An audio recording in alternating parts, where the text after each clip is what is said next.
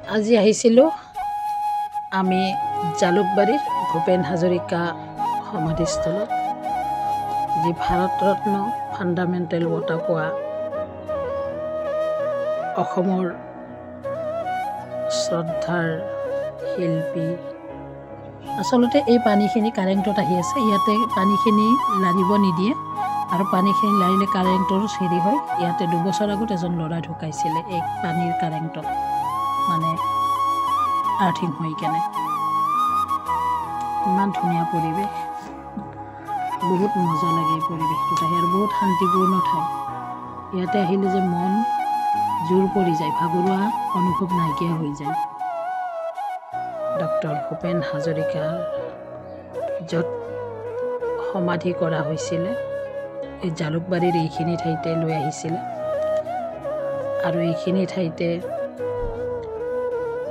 doctor Bhupen হাজৰিকাৰ এই মহান শিল্পীগৰাকীৰ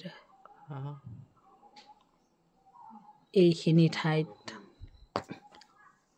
তেখেতৰ